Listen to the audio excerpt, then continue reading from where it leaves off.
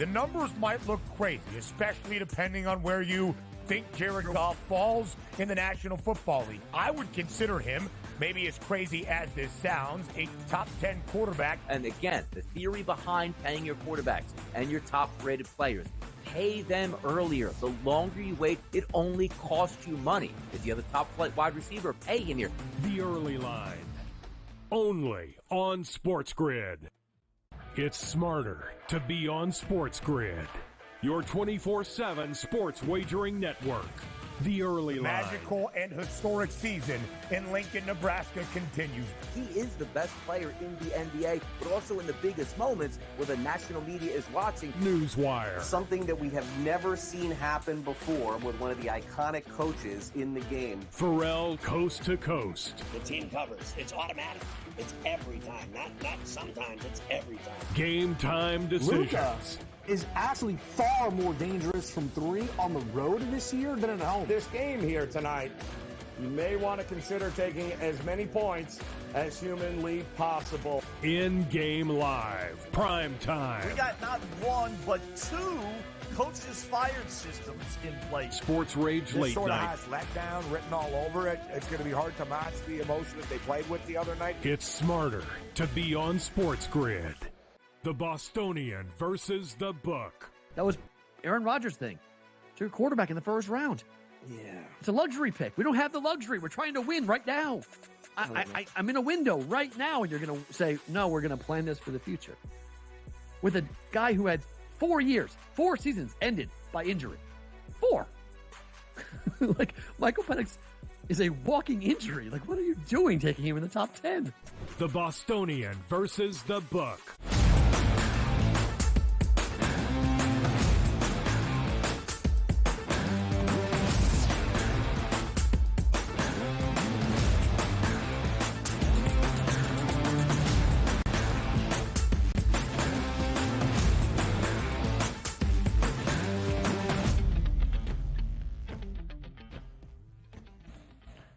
Live right here in hour number 3. We welcome you to our third and final hour on this Thursday on the Early Line on SportsGrid. For the remainder of the time, it's Donnie Rightside, and it's me. We do have some guests here in this third hour, but a great full second hour with OK Dubs, Kevin Walsh. DRS, a ton to get to, though, in this third hour. Major League Baseball breakdowns on this Thursday, a shorter slate as it always is. We'll hear from Pete Jensen later on in this third hour as well to get ready for the action on the ice with game number 5 inside Madison Square Garden of the Eastern Conference Finals. Craig Mish joins us up next, and then a full breakdown and preview of game 5 of the Western Conference Finals in the NBA postseason tonight in Minneapolis between the Timberwolves and the Mavericks.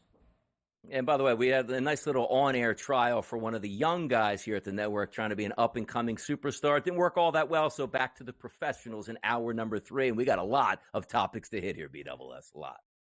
An interesting move there from DRS. We will hear from the people about the Stanley Cup in just a little bit, but some breaking news within the last 10, 15 minutes in the National Football League. We've reached the time of the offseason where contract extensions and those negotiations are picking up in a big way. Yesterday, we shared Nico Collins getting a 3-year deal with the Houston Texans. Today, even more money for Jalen Waddle and the Miami Dolphins. A 3-year, $84.75 million extension agreed to by Waddle and Miami. That includes $76 million guaranteed. Donnie, you do the averaging, it's about $28.2 million per year on an annual average salary basis. That makes Jalen Waddle the 4th highest paid wide receiver in the National Football League. And here's what I like to get at here. Superstar wide receivers, pay them sooner than later because it's always going to cost you money. And the last person you want, the divas on your football team are obviously your quarterbacks, number 1, but the wide receivers, number 2. If they're unhappy, they're not going to play at their pinnacle. If you want to have a very good season next year, Ben, and your wide receiver expected to get paid and didn't get paid, he's probably going to ruin your locker room morale. Good on the Miami Dolphins for taking care of one of the best young wide receivers in football. Their owner can afford it. it, their team can afford it. You can always fit these guys inside the salary cap and taking care of business. If you look at the other guys still left out here, Justin Jefferson just might be the best player in the NFL at the wide receiver position. He's going to eventually get his extension. You take a look at guys like CeeDee Lamb of the Dallas Cowboys. He is eventually going to get his extension here. Brandon Ayuk, who is very upset right now, wants a new deal from the San Francisco 49ers. They'll probably wind up paying him, which leaves two other guys eligible on the board right now. They're Cincinnati Bengals, who their ownership group is going to play hardball with them and act like they're under contract. They should be happy to be in the NFL, and they're going to take what they get, realizing every other wide receiver in their same position is going to get broke off with a massive payday except for them. So anytime you're following me here on Twitter, on X, whatever you want to call it, when a new wide receiver gets signed, I immediately go to T. Higgins, who has done everything right in Cincinnati and should not be playing here on a one-year deal that guarantees him $20 million when guys like Jalen Waddle are getting $80 million splashed into their accounts here. Fade the Cincinnati Bengals starting right now, Ben. So we will take a deep dive into the wide receiver market tomorrow here on the early line. But what Donnie is saying is fascinating because the wideout market is going to be reset at a certain point this offseason. We are already seeing huge numbers for guys like Nico Collins and Jalen Waddle. Waddle is fantastic, but I would not consider him, despite being paid as the fourth highest paid wide receiver in the National Football League, the fourth best wide receiver in the National Football League. The market is going to look drastically different. It is inflation at every position. It is why we see historic deals pretty much month by month in the last few off seasons in the National Football League as the entirety of the salary cap continues to rise and as the revenue grows and grows annually within the NFL. We are going to see either Jamar Chase or Justin Jefferson or both reset the market. So what does that mean for T. Higgins? Again, all of that further conversation, DRS, will happen tomorrow, and I can't wait for the heat that you are going to bring. Any final thoughts before we transition back to the Cup? No, and I think the thought process is as we get closer to training camp, more of these big deals will come in the door because the point being valid in any marketplace, in any arena, in any job you work at, disgruntled employees don't turn happy when they don't get their way. Now, some of them don't deserve to get their way, but the upper echelon talent in any organization, again, professional sports or in the workplace, take care of your best individuals. They will take care of the company. Don't let them be angry. And you're going to see some angry players who aren't going to get theirs when they deserve to get theirs. It seems like a lot of money. I will reiterate that. And it is, frankly, of course, a lot of money. But it seems like a lot of relative money given positional value. But it's just where the NFL is and what the dollar amounts are saying. It is why these salaries are going to continue to grow, where Jalen Waddle right now at a little bit more than $28 million per year is the fourth highest paid receiver in the National Football League. 2-3 years down the line, he might not even crack the top 10 or top 15. That is where all of these markets are trending to. Speaking of markets, let's talk some Stanley Cup odds. We wanted to hear from the people, DRS. The Final Four on the ice. Anybody can win, but who will? What's the best bet in the Stanley Cup odds? That was the question in Fade the Public.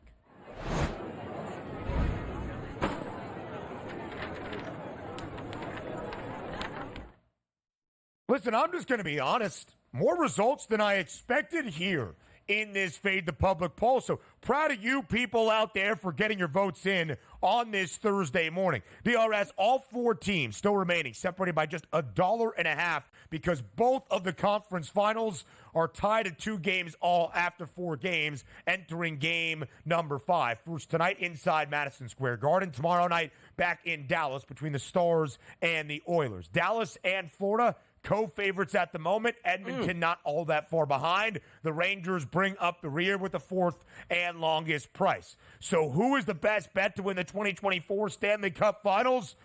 It's a pretty even split. 21% for Dallas, a little bit more than 25% for Florida, and the same exact as I see it right now, nearly 27% for both the Oilers and the Rangers. You can understand the love for Edmonton because Donnie Draisaitl splashed the retweet button on this and got everybody up there near Rogers Place, excuse me. Almost messed that up. Don't mess that up. Keep the respect there out on the Oilers. And by the way, I shouldn't be an Oilers fan whatsoever. The Oilers made me cry in 1987 as a youngster at 10 years old because they knocked off my Philadelphia Flyers. But I'm a man of the people. I understand where money can be made here, and I do respect the fact that we have the two longest prices here in the poll that are actually getting the most votes at 27% apiece, being the Rangers plus 380 and the Oilers at a plus 290 price. If they end up in the actual finals, that would be tremendous to watch it play out. But my vote went to the Oilers at a plus 290 price. So theoretically, the public is on my side. It's Oilers and Rangers neck and neck with the Panthers at plus 230 and nobody believing in the Stars. And nobody, I mean by 20%, which is still pretty good. We see a lot of these polls, Ben, what? 50%, 60%, 7% for the bottom feeders. Right. It's really close across the board, which shows you how competitive these two series have been. Pretty indicative. And so maybe when a host of this show yesterday said, can any of these four teams win Lord Stanley's Cup? And what he meant was it's a pretty tight field at the moment. The public would agree. Again, only $1.50 separates all four teams remaining in the Stanley Cup postseason. The Rangers have been an underdog in each of their last two series. Currently now against Florida, that was the case before game number one, despite having home ice advantage as the NHL's best team. Same story against Carolina. Is part of that because of the President's Trophy curse? Can we quantify? The last 10 winners of the President's Trophy for the best regular season marks in the National Hockey League have failed to even reach the Cup final. It was the Rangers back in 2014-15, the only one to even see a conference final appearance. New York trying to buck the trend. It's Game 5 tonight in the Garden. We'll preview it later. Baseball next.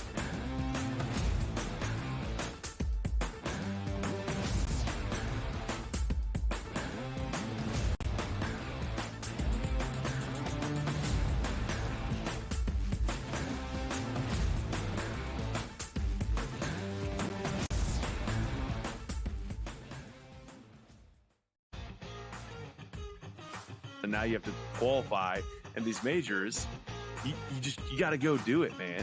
Like, and it just comes off really petty to sit up there and be like, I'm not. You know what you signed up for, so I don't like the pettiness, and I 100% think Taylor Gooch should be in the major championships. So in the same note, I'm saying this, but also it's like, hey, this is the world in which we live in right now, and you don't deserve anything. Only on SportsGrid. Using the parlays against one another, right, and being able to get a little bit of juice consig, I found to be a little interesting. Believe me, all the rhombuses and parallelograms are constantly trying to search and find out those things every day. It's one of the battles that you know, as you expand the menu, you encounter new battles. Game time decisions. Only on SportsGrid. How fragile are these guys? It's amazing. They're supposed to be the greatest athletes in the world, and yet they can't walk and chew gum at the same time without getting hurt, for goodness sakes. That Trout injury really is a bummer, too, because people thought he was going to have a big year. And I look, I don't feel bad for the Angels. I don't like Mike Trout in Anaheim. I thought he should have left when his contract was up. In-game live, prime time, only on SportsGrid. Your gut says Miami is going to win, and you should take the over. Your gut also said your NFT selfies would only go up in value. They didn't. But your head is on SportsGrid and knows the QB is in concussion protocol. The backup has a 45 QBR against the zone coverage. The New York D has the most sacks in the league. So yeah, trust your head. It's smarter to be on SportsGrid.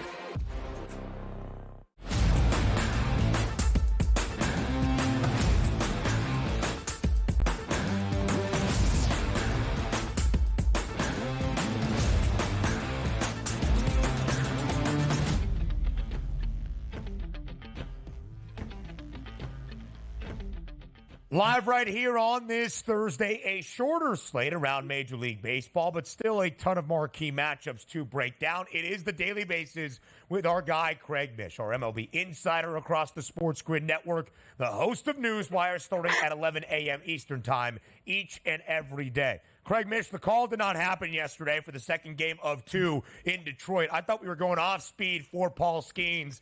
Instead, I lost out on that wager. Sorry. You know, those $5 bets, Ben, you know, in the end, you know, they really come back to bite you. You get you. They do. Another show you got to work on Sunday night at SportsGrid on the overnight shift. You know, I mean, look, you'll make it up. It'll be okay. Okay, good. Thank you for telling me that. I will work extra. I will make it up, and maybe I'll send some your way for the Royals pick that still looks fantastic. So, Craig, we've got a couple of day Why baseball. Why do you keep forgetting the Angels? I gave you 2. The Royals? I know the Can Angels you not are bet great. the Angels? He's not grateful. No, I bet the Angels, Craig. I'm off to a great start with both. The Angels are fantastic, 21-34, under 72.5. But the Royals are on such a strong pace, already at 35 wins. So I just feel so great about that one. The Angels are 13 games under 500. We haven't hit June yet. Yeah. What do you think that's going to look like after the trade deadline? Move everybody, Ben. They're going to lose 100 also. For sure. I can't wait for when Mike Trout is traded to Philadelphia, and we talk about it here, and we say how we already had that breaking news. Yeah, do the odds. But, Craig, I mean, we celebrate KC. They're at 35 wins yesterday, snapping a small skid against the Twins. It took them till August 3rd last year to win 35 games. So that's why I start with Kansas City. All right, let's go to Milwaukee for today's action on this Thursday. Yesterday, the worst MLB start in his short career for Shota Imanaga, and the Brewers won 10-6 over the Cubs. Milwaukee has won 2 of the 3 in this 4-game set, looking for the series win today against Chicago. The Brewers a slight favorite to get that done. What happens in Milwaukee on this Thursday afternoon? Yeah, so this is a toss-up game, as you can see with the line. Basically a pick 'em type game. So here would be my advice on how to play this game. So these 2 teams rolled through their starting pitchers and relief pitchers in game 1. Milwaukee really used a lot of their guys game 2 in terms of bullpens. The Cubs not as much. They brought Hendricks in to finish it off yesterday.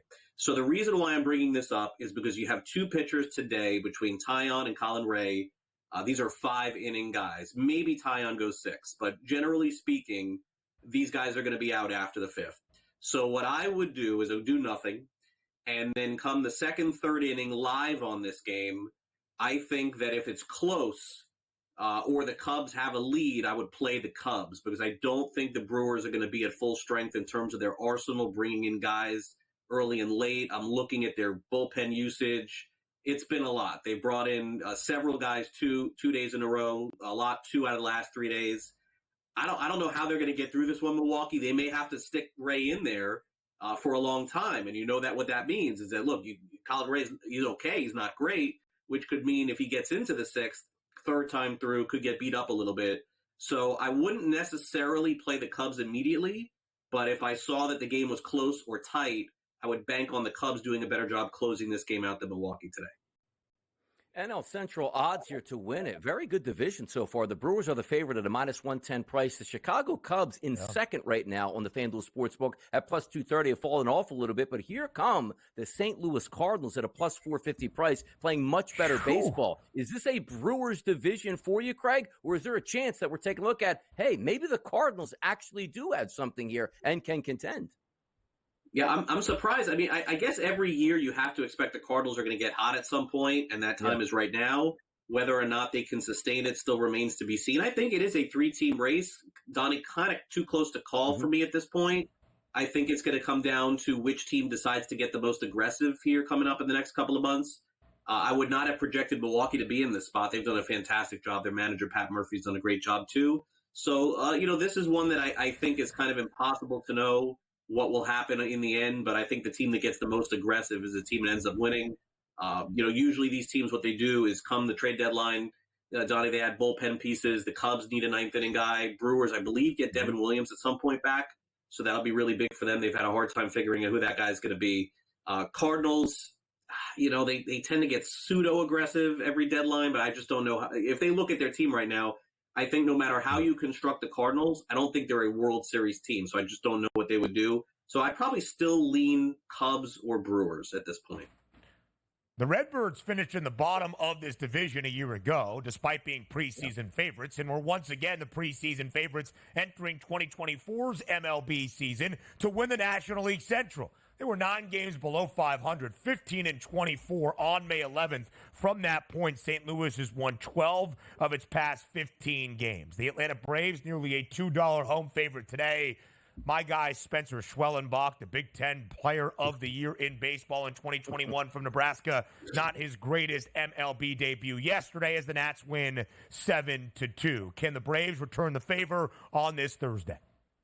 Yeah, I mean, look, at minus 220, I mean, you would expect the Braves to bounce back, and I probably would expect that today. Better starting pitcher, of course.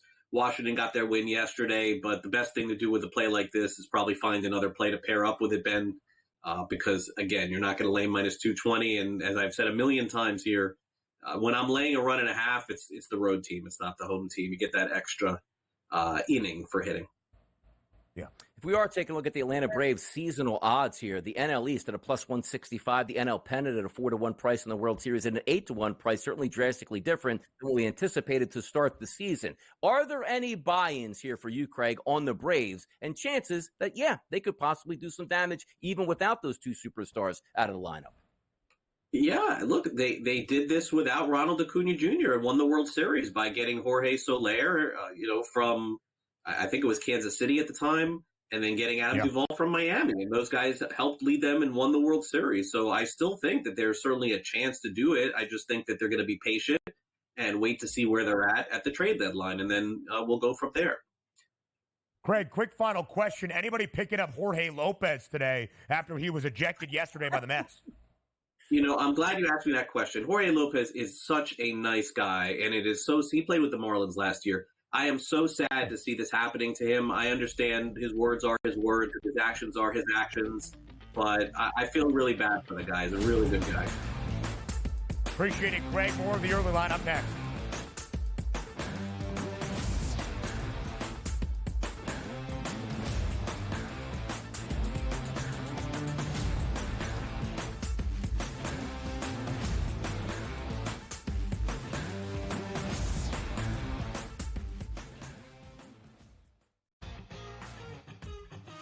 And now you have to qualify, and these majors, you got to go do it, man. Like, and it just comes off really petty to sit up there and be like, I'm not. You know what you signed up for. So I don't like the pettiness, and I 100% think Taylor Gooch should be in the major championships. Mm-hmm. So in the same note, I'm saying this, but also it's like, hey, this is the world in which we live in right now, and you don't deserve anything.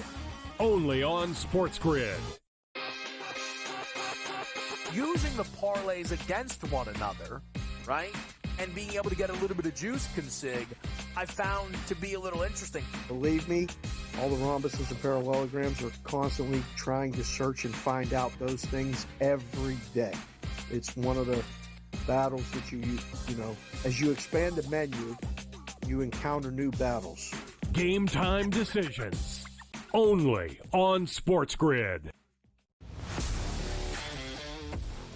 How fragile are these guys? It's amazing. They're supposed to be the greatest athletes in the world, and yet they can't walk and chew gum at the same time without getting hurt, for goodness sakes. That Trout injury really is a bummer, too, because people thought he was going to have a big year. And I look, I don't feel bad for the Angels. I don't like Mike Trout in Anaheim. I thought he should have left when his contract was up. In-game live, prime time, only on SportsGrid. Your gut says Miami is going to win, and you should take the over. Your gut also said your NFT selfies would only go up in value. They didn't. But your head is on SportsGrid and knows the QB is in concussion protocol. The backup has a 45 QBR against the zone coverage. The New York team has the most sacks in the league. So yeah, trust your head. It's smarter to be on SportsGrid.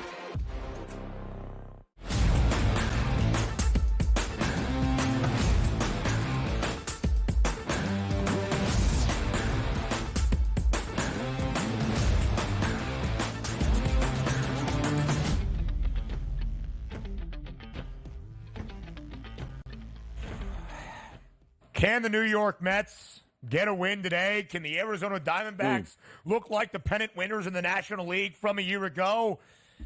Your guess is good as ours. Zach Gallen on the bump today for Arizona up in Citi Field. The Mets swept in 3 games by the Dodgers over 2 days. Arizona, a 2-game set in the World Series rematch in Arlington against the Rangers, also swept. Total today at 7. The D-backs, a road favorite up in Queens. Oh, at minus 120. You know what? I just realized we messed up. We didn't show the picture of Kevin near his hometown. Yeah, sleeping. Exactly. And it was animated, too. It would have been nice. It was animated. Could have slid in there for an Emmy Award. Best graphics, 2024, in use of a baseball show. What are we doing? Yeah. What do we do? We did a whole baseball segment, both on us and the guys in Could we run an animated graphic? Is it possible? Like live on the air? Like where would it go in? Like between us? Or they would just take us off it's just like a video element. I think it's like a video element. Yeah. We keep asking for it, but we haven't even seen it in preview here. So I don't even know if we have it. Yeah. Yeah. But to be honest with us, here's what actually should happen, Ben. Like when we start to tee up like our baseball segments here, the stinger should be that picture as our diamond plays coming up. Don't you think? That would be tremendous. At least for Dinger Tuesday. At least for Dinger Tuesday from here on out. It's got to be a stinger. That has to be a stinger. Yes. The people don't know what we're talking about. All right, Joe Frizo. When you do see this new Joe stinger, Frizo, our producer. Yeah. You'll understand completely what this joke is. Wow. But our producer, Joe Frizo, claimed that he deleted it. Maybe he was just trying to kiss up to the guy he used to be the producer for. Okay, we're going to have it later. Maybe we'll have a best bet from this game between the New York Mets and the Diamondbacks. Donnie, what are your betting thoughts for this matchup today up in Queens? Now, are we getting that extra bump here from yesterday? A guy being cut to make an example out of. You're not playing great baseball. You have a closed-door team meeting, and maybe Pete Alonso will be in the lineup today. That doesn't bode well because Christian Scott will be on the mound. We don't have a big backlog here. Only 92 batters faced here in 2024. He's actually been decent. A 141 ISO and a 290 weighted on base percentage if you combine lefty and righty batters. If you flip it over to the other side, much more pedigree on the mound today in Zach Gallen. Has he been incredible this year? Not necessarily, but he's certainly been good. A 161 ISO and a 280 weighted on base percentage over the past 99 batters he's faced against a lineup that we're probably not expecting Pete Alonso to be in. So I think it's pretty easy. Instead of even looking at a side, which I do think still the better pitcher resides on the Arizona Diamondbacks, where are the runs coming from today? Only 68 degrees at first pitch anticipated, a wind blowing in at Citi Field. We're probably looking under in this game today. Total at 7. Final game of 4 tonight in Seattle between the Mariners and the Astros. The M's have taken each of the first 3 yesterday, walking it off with an RBI sac fly from J.P. Crawford in the 10th inning. Can Seattle pull off the 4-game series sweep over Houston? I don't know about them pulling off the series sweep because these games have been competitive, but the one thing that we are looking at on those price points is not the minus 134 or the plus 114 you're seeing there on the side. It's that 7.5 total. This is a true pitcher's ballpark. Spencer Arrighetti isn't a great pitcher by any stretch, but he doesn't have disaster statistics here. Even over the past 120 batters over the past 30 days, a 162 ISO, which is decent, a 345 weighted on base percentage, which is slightly elevated, but not a great lineup that you're facing from Seattle. If we go to the other side, Logan Gilbert has actually been very, very good. Look at his seasonal statistics, Ben. 270 batters faced here, K percentage around 25%, a low walk percentage, an ISO of 129, and a weighted on base percentage of 257. This also screams we're probably looking at an under in Seattle today. In the first 3 games, we haven't seen more than 6 total runs, all under this number. All 3 games decided by 2 runs or less. Both game 1 and 3, just a single run in advantage for the Seattle Mariners. Now we go to Minneapolis, also finishing out a 4-game set between divisional foes. It's the Royals taking on the Twins. Yesterday, behind Seth Lugo, KC winning outright as an underdog. They're an underdog once again with Brady Singer on the bump against Chris Paddock for Minnesota. Singer has been sensational this season, Ben, as a right-handed pitcher against right-handed batters. How about a 105 ISO and a weighted on-base percentage of 250 and a K rate of around 25%? That's what you like to see. But he does get damaged a little bit by left-handed batters. However, not a ton of great left-handed batters in the lineup. But if you are looking for RBI chances, that's Max Kepler in the middle of the lineup. And quickly, if we get over to Kansas City side, they should be able to take care of Paddock from the right side, who has struggled over the past 30 days against right-handed hitters. Bobby Witt Jr. could be on your card today with a 250 ISO and a 390 weighted on base percentage in the last month against right-handed pitchers today. Third best price for Bobby Witt Jr. to win that American League MVP. To the ice we go. Pete Jensen joins us next here on the Early Line.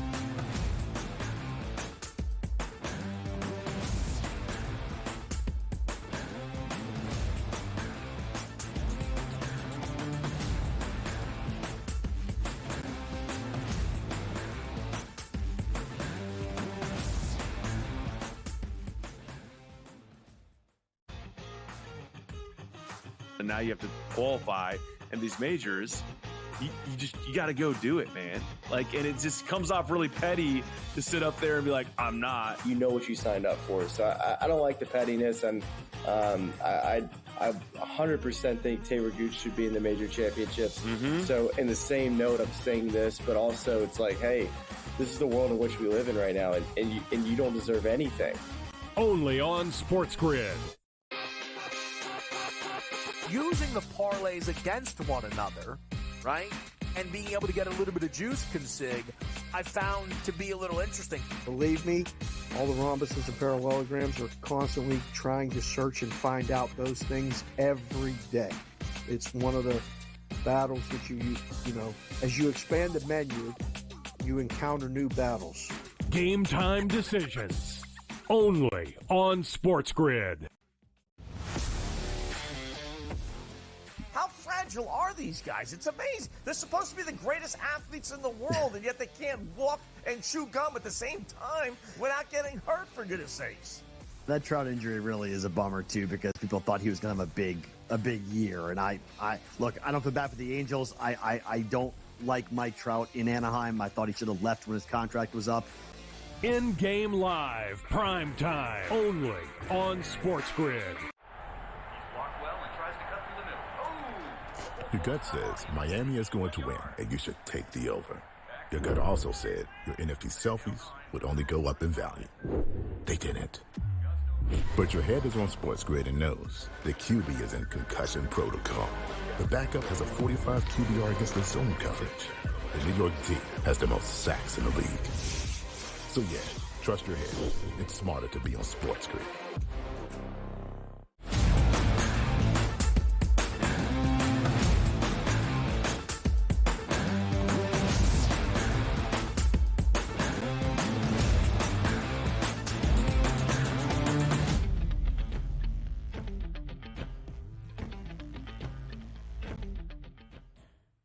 The ice advice with Pete Jensen from the NHL before we get to game number 5 tonight in the Eastern Conference Finals inside Madison Square Garden between the Rangers and the Panthers. And a look back on game number 4 last night at Rogers Place up in Edmonton. Pete, we appreciate the time and thank you for being here on this Thursday on the Early Line. Pete, this is what you hope for by the time you reach the conference finals in the Stanley Cup postseason. Both of our sets tied at 2 games apiece after 4 games. This is the good stuff in playoff hockey. Oh, yeah, for sure. Both series all square at the moment. All the stars are healthy, including Rupe Hintz, who had a little injury concern for Dallas. So even though Dallas is the deepest team, Connor McDavid and Leon Draisaitl and Evan Bouchard have been the highest scoring players in the entire NHL this postseason. The other series has great drama as well, no matter how much Florida might outplay the Rangers any given game. Igor Shesterkin has stood tall to this point. Igor, the great equalizer, will preview Game 5 inside the Garden tonight. And you mentioned Evan Bouchard. He netted a goal in Game number 4, as did Donnie's cousin, Leon Draisaitl, and Connor McDavid. 3 dimes to his credit last night. And despite, Pete, Dallas taking a 2-0 lead early in the first 5 minutes of the opening period, the Oilers rally to win game number 4, 5-2. How did Edmonton come all the way back to even this series at 2 games all? Well, Dallas has been a really peculiar team this postseason. They've gotten off to slow starts in each of the 3 series. They've also struggled to finish off some of these teams. Remember, they lost Game 6 at Vegas. That series went 7. They lost Game 5 with a chance to close out the Avalanche. And now you're playing with fire a little bit, letting McDavid, Draisaitl, and yes, Evan Bouchard, who has been the best defenseman scoring-wise in the NHL over the past 2 postseasons combined. So people talking about breakout postseason, he's been doing this for a while here. So, yeah, I think that Edmonton has that goaltending weakness compared to Jake Ottinger, big picture, but they have the ability to win in any barn at this point, and they're playing a different style than previous postseasons under this new coach, Chris Knobloch. Taking a look at the series prices here for us between the Stars and the Oilers, we're looking at a great series. It's evened up. It's practically evened up here in the pricing as well as a minus 120 favorite here on the Dallas Stars to win this series. Looking forward, best of 3, home ice advantage for the Dallas Stars. How do we see this series playing out in your mind, Pete? I still think Dallas is the deeper team with the better goaltending. And, you know, even though Bouchard has been fire this postseason, Miro Heiskanen has been nearly as good, and he's had past scoring pedigree in the playoffs. So I don't worry too much about that. It's just, I think, going to come down to, you know, how much damage do McDavid and Draisaitl do, not only on the offensive end, but on the defensive end. We've seen it in past postseasons where different superstar players just take their game to another level, like Alex Ovechkin that one year comes to mind, really bought in on the defensive end. I think if the Oilers penalty kill and 5-on-5 play holds up, the Oilers have a real chance to win this thing as the underdogs entering the series. Even though Rupe Hintz is back, they have some game breakers on Edmonton's side. Game number 5 back in Dallas tomorrow night. The Stars a slight home ice favorite in a highly competitive series. Now we get ready for game number 5 tonight inside MSG, the world's most famous arena, where the home team, the Rangers, Pete, booked as an underdog. Florida, the road favorites at minus 125 on that money line number as of this moment. In this series, tied at 2 games all. Pete, what do you expect for game number 5 tonight inside Madison Square Garden? Well, for the Rangers' sake, it better be better than Game 5 against the Hurricanes last round, where they got run out of their own building. I think the Rangers have been opportunistic all postseason long. They got to get the power play going, though. They're getting outplayed, surprisingly, by the Florida Panthers in this series. Florida has 5 power play goals. The Rangers only 1 for 11, so that's got to change. I think the Rangers, when you look big picture, this reminds me of past years when Henrik Lundqvist carried them nearly to the moon, but they just couldn't get that big goal. They have like 6 or 7 guys, the Rangers, that can score that big goal, including Alexis Lafreniere, who since the start of the second round is leading the entire NHL in even strength goals. That's a huge secondary scorer to go along with the Trocheks and the Panarins and Zibanejads.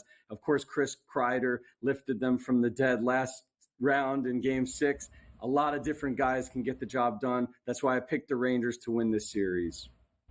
You take a look, and a famous comedian once said, "I get no respect." That was Rodney Dangerfield. It feels like that's the New York Rangers' home ice advantage. More points than anybody here in the NHL during the regular season, but yet we find themselves in Madison Square Garden as an underdog. But if we look at the playoff series itself, the minus 146 price is not towards the Rangers. It's actually towards the Florida Panthers. This extended series, how does this play out, and can the Rangers be the underdogs once again and get to the Stanley Cup final? They certainly can. I mentioned all those goal scorers they could get. And again, no disrespect to the Florida Panthers. They're grizzled. They play a physical style. They could get it done. Matthew Tkachuk, super clutch in those overtime games, as is Carter Verhaeghe. Carter Verhaeghe has 5 career playoff overtime goals in his career. I mean, that's insane. That's tied for 3rd in NHL history behind Joe Sakic and Rocket Richard. So we're talking about serious stuff there for Verhaeghe. Maybe if the game goes to overtime, you gravitate toward a guy like Carter Verhaeghe, who's still pretty underrated in the grand scheme of things. But the overtime storyline is huge here. If you look at like 3-way money line type stuff, 5 of the Rangers' past 9 games have gone to overtime, including 3 straight games in this series. So it's looking at you right in the eye. I'm not saying it's going to happen again, but it's the trend of the series so far. Games 2, 3, 4, all overtime games. In games 2 and 3, New York on top. In game 4, it was Florida returning the favor. Plus 320 for game 5 to reach an extra session tonight inside MSG. Pete, as you compare these two series, we're tied at 2-2 in both the Eastern and the Western Conference Finals. Which of the two sets do you think has a better chance of going the distance and seeing a 7th game? That's a tough question. I could see either of them going. I do think if Edmonton goes down in this series, it'll probably be in 7, just because Dallas has struggled at home this postseason for some odd reason, under 500 at home. They need to clean that up or it might come back to bite them. They've been able to get to this point despite that crazy statistic. So you assume maybe Edmonton could steal either game 7 or game 5. It's certainly possible. So I would say that I think that the Stars-Oilers series is more likely to go to game 7, but not by much. Honestly, they could both go 7. These are tightly contested series with physical play on both sides and also disciplined play on both sides. So it's been really fun to watch. On a day-to-day basis, with games being played, we always see that odds market changing to lift the Stanley Cup and win it all. The Dallas Stars are the favorites here at a plus 230 price. The Panthers also tied with them at a plus 230. The Edmonton Oilers plus 290. And the Rangers, who earlier this morning were a plus 380, have now dropped to a plus 370. The Stanley Cup is yours, Pete. Who's winning it? If I were going to say based on the rosters at hand and who's healthy, again, Hintz is healthy for Dallas now, or at least remotely healthy if he's playing a top-line role. Dallas can come at you in so many different ways. Logan Stankoven has really picked it up since the start of the second round. Him and Wyatt Johnston, arguably the best young core, duos in the entire NHL moving forward if you're talking about guys like 22 years old and under. And then they still have the grizzled vets in Tyler Seguin, Jamie Benn, and guys like that. So Jake Ottinger is right up there with Shesterkin. So I understand why people view Dallas as the favorites.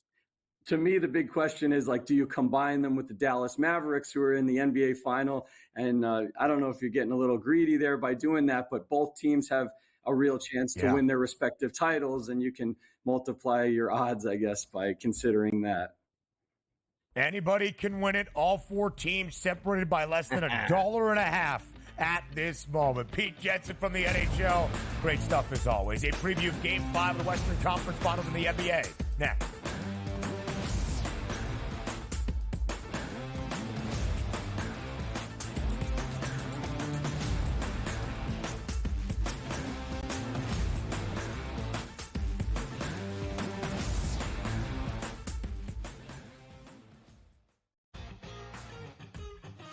And now you have to qualify, and these majors, you got to go do it, man. And it just comes off really petty to sit up there and be like, I'm not. You know what you signed up for. So I don't like the pettiness, and I 100% think Taylor Gooch should be in the major championships. So in the same note, I'm saying this, but also it's like, hey, this is the world in which we live in right now, and you don't deserve anything. Only on SportsGrid. Using the parlays against one another, right? And being able to get a little bit of juice consig, I found to be a little interesting. Believe me, all the rhombuses and parallelograms are constantly trying to search and find out those things every day. It's one of the battles that you as you expand the menu, you encounter new battles. Game time decisions. Only on SportsGrid. How fragile are these guys? It's amazing. They're supposed to be the greatest athletes in the world, and yet they can't walk and chew gum at the same time without getting hurt, for goodness sakes. That Trout injury really is a bummer, too, because people thought he was going to have a big year. And I look, I don't feel bad for the Angels. I don't like Mike Trout in Anaheim. I thought he should have left when his contract was up. In-game live, prime time, only on SportsGrid. Your gut says Miami is going to win, and you should take the over. Your gut also said your NFT selfies would only go up in value. They didn't. But your head is on SportsGrid and knows the QB is in concussion protocol. The backup has a 45 QBR against the zone coverage. The New York D has the most sacks in the league. So yeah, trust your head. It's smarter to be on SportsGrid.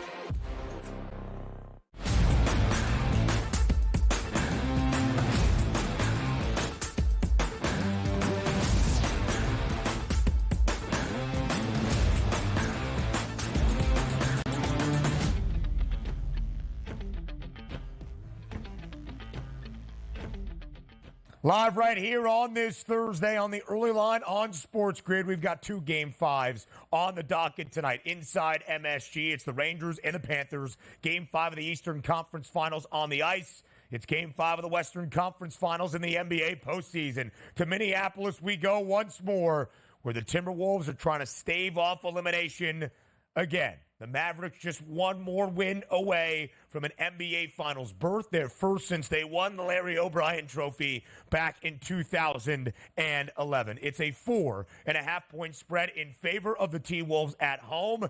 The over-under, 209 and a hook. DRS, let's start with the actual numbers themselves. Minnesota has been a favorite 7 times in this playoff run, all 7 games at home in the Twin Cities. This the second highest total we have seen in this series. 211 was the highest. That was Game 4. The only under, the only win for Minnesota we have seen so far in the WCF. And what are the betting trends telling us about where the money is invested as it correlates us to the spread of game number 5 tonight? Yeah, we're still close to 8 out of every 10 tickets here coming in on the Dallas Mavericks. So it'll be interesting to see how we move through the afternoon as most people get home from work, settle in for the game. The bets come in a little bit later, where that public support is actually going to be coming from. But the public support right out of the gate has been and looks like it's going to stay with at least the Dallas Mavericks. We just don't know how high that price point is going to be, and also if those odds are going to change. Because the most times we're going to look at this and say, well, home team is favored. They should win this game. We should see a game number 6. I get that. But you know what we saw last time in game number 2? We had the Timberwolves with a late lead turn the basketball over, and then we saw Luka Doncic toying out there with the 4-time defensive MVP and Rudy Gobert and splashing a triple down. And it's a family-oriented show, so we won't say exactly what Luka said, but he was giving him the business just to be polite. We'll see if that happens again, but it's not like we're saying, oh, the Dallas Mavericks can't go in and beat the Timberwolves. They beat them twice on their home court here, and we'll see if it holds up again tonight. But that overall heavy public support as, wait a second,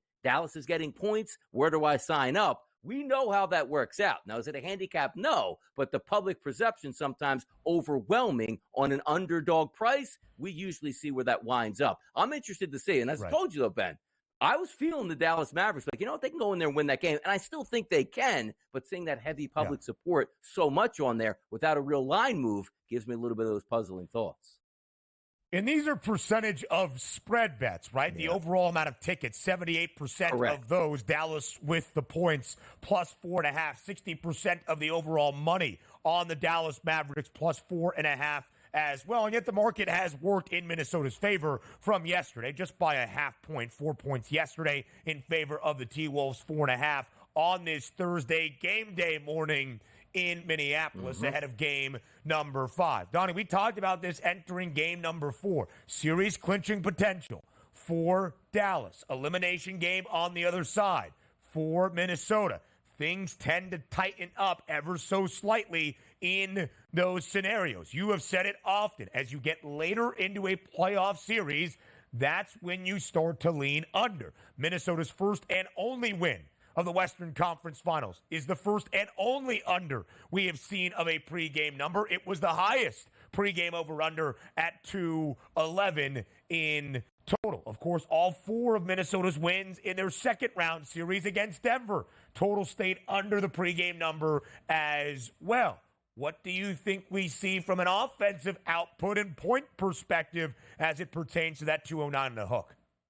Yeah, you probably should be leaning more towards the under, again, getting later in the series. And also, a couple factors can play into this. So many times have you bet, it doesn't matter what sport. You know what? I'm going to pick this quarterback in the NFL. I'm going to pick this wide receiver. I'm going to pick this, starting point guard or shooting guard in the NBA. When you get a blowout, it typically blows up your plans because those final 3, 4, 5 minutes of a game, particularly in the NBA, you need your starter to be in there to get a couple extra rebounds, a couple extra points, knock down an extra 3-point shot. They might head to the bench. The reason I bring this up is we are expecting a great performance out of both of these teams. Number one, for the Dallas Mavericks, looking to close out the Timberwolves. Number two, for the Timberwolves, looking to extend the series. But there sort of is that notion where Dallas had a chance to wrap it up at home, weren't able to do that. You're going back to a buzzsaw in Minnesota where they're excited about getting that victory. The fans maybe thought they weren't going to get to see another game, and you might get jumped at the beginning of this one. And the reason I bring up the blowout factor is what happens if we see late in that game with 5 to 6 minutes to go, a 17-point lead, and it's not all that high scoring.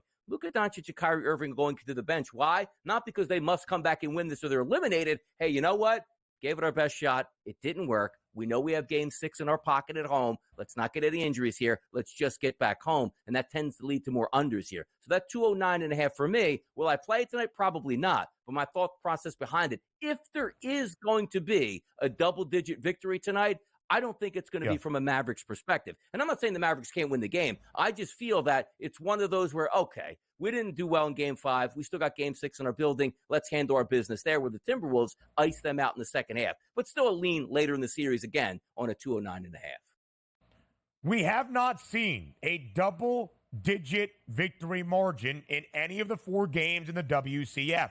All 4 games decided by 9 points or less. 3 of the 4 by 5 points or less. The 2 in Minneapolis to start by a total of 4 points in those 2 contests. 4.5 is the number tonight. So DRS, as we look at Dallas's dynamic duo and the points props for the Mavericks. Game number 4 was the only game so far that Kyrie Irving has not scored at least 20. It was the first game that both Luka and Kyrie stayed under their pregame points prop. 30 and a hook is the number for Doncic. 23.5 is the number for Irving. If Dallas gets to the NBA Finals with a victory tonight, how many do Luka and Kyrie combine to score? Yeah, they're going to have to be sensational tonight. Both of those combined should be in the 60s if they win this basketball game, and that's the big if. So that's how you're trying to play it out. If you do think you have a winning ticket in your pocket at that plus 4.5, which means they were competitive, if not won that game outright, it would be hard-pressed for me to think that Luka Doncic and Kyrie Irving weren't riding high in this game. Like, yeah, they won that game. Had 23, Kyrie had 24, and that's the way it worked out. If there's one guy I want to say, like, if you are leaning towards the Mavericks, doesn't it feel like Luka's going to be in the 30s if they win this game with of another triple-double? It just feels that way to me, Ben. 3.5 is still the 3-point prop for Luka. He's had at least 3 triples in all 4 games. The last 3, 5, 4 made threes. The boys are getting ready for game 5. We'll continue to do so up next.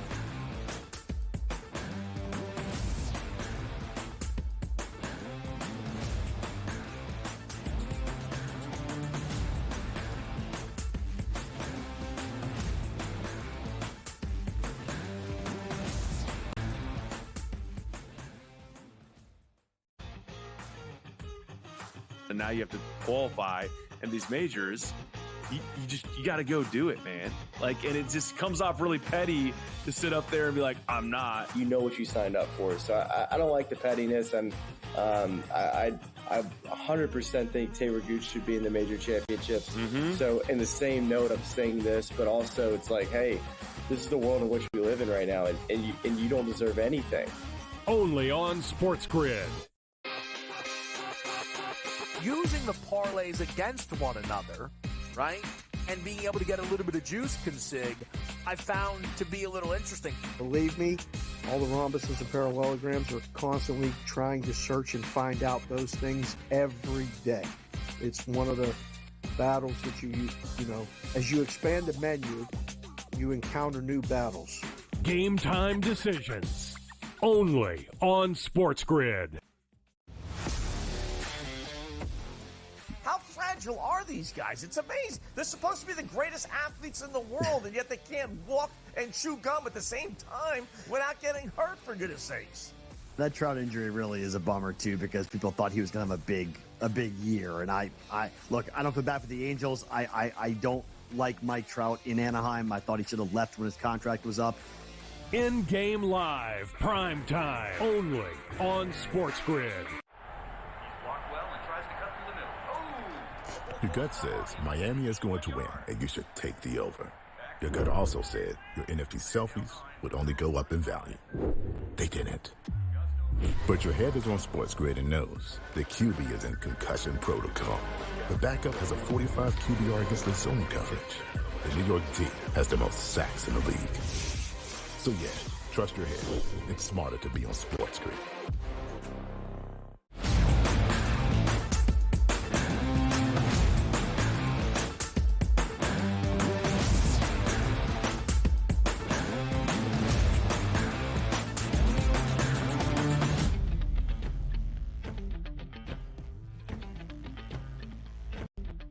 Live right here on this Thursday on the early line ahead of game number 5 tonight in the Western Conference Finals in the NBA postseason in Minneapolis. The Timberwolves, a 4.5-point favorite. The over-under 209 in a hook. We looked at the prop perspective for the Mavs. We do the same for the home team tonight in the Twin Cities, the Timberwolves. Donnie, it should be no surprise that Minnesota's first victory of the WCF came with the best game combined out of both Anthony Edwards and Karl Anthony Towns. 54 combined points out of the two stars for Minnesota. 29 from Anthony Edwards, as well as 10 rebounds and 9 assists. We also saw 25 points out of Cat, 4 made triples, most of them coming in the second half. How good do both Ant and Cat need to be tonight if we are going to see a 6th game in the Western Conference Finals?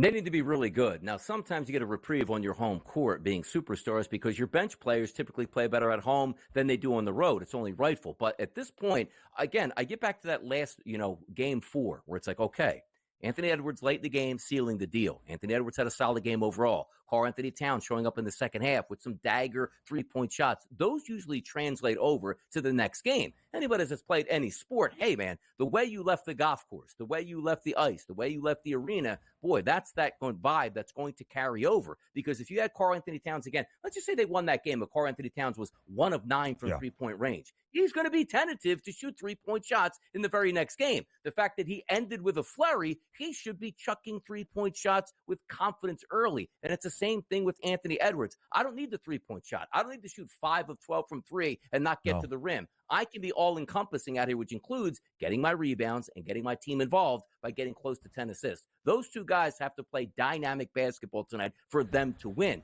Do we need them to be 40-point Anthony Edwards and 30-point Karl Anthony Towns? No, you just can't throw the clunker in tonight, Ben. That's all.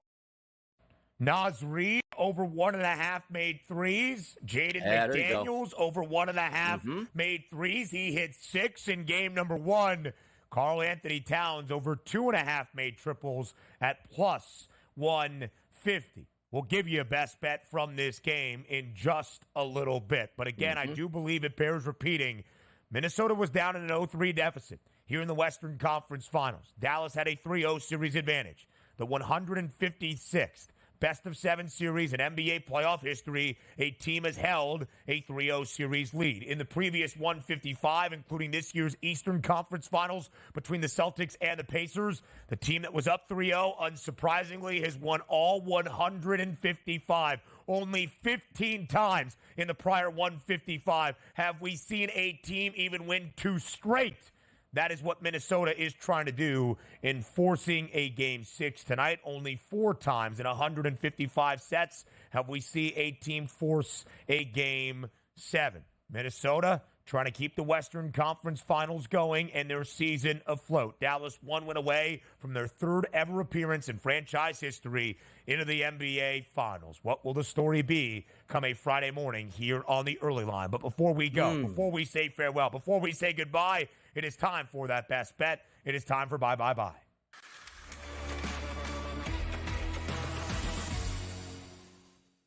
Donnie, right side, what do you like on this Thursday around the sports landscape? Yeah, I was going to go Major League Baseball, which we cashed in a ticket yesterday on an RBI prop. There's a couple that I like today, so I'll be putting them out there if the people want to know. But I feel like I have to go back to fading the public today in this game. Who you know me. I was leaning on the Dallas Mavericks to start, but now I've sort of turned that tide. I'm going to lay the 4.5 points tonight as my best bet. Home court advantage will rise to the occasion tonight, and game number 6 we will see in Dallas, and we, talking about the Timberwolves, will win by margin tonight. I'm laying that 4.5 points with those T-Wolves. It is very fishy and intriguing that nearly 8 out of every 10 tickets are on Dallas with the points plus 4.5, and yet the line is working to Minnesota. My best bet from the Western Conference Finals Game 5, Anthony Edwards over 6.5 assists. He is going to hold on to that basketball. He is going to take control of this offense. He is going to facilitate. If you want to get 8+ at plus 130, something he has done in 3 of the 4 games, wouldn't fault you there. But I do think we need to discuss a trend in Major League Baseball. The New York Mets in their last 19 games, 4-15. Something has to give today. Something has to give in Citi Field. We need long balls. Will it be Francisco Lindor at plus 470? Could it be a DJ Stewart home run? Could we see the Apple or Kevin Walsh on the rise in City? He loves those the Mets. day of his Boy, reunion and return to the early line in his I can see his house of in the background. Queens. I see his house. Got it. Yeah. Yeah, you do. We'll see you tomorrow, Friday, 8 a.m. Eastern here on the Grid.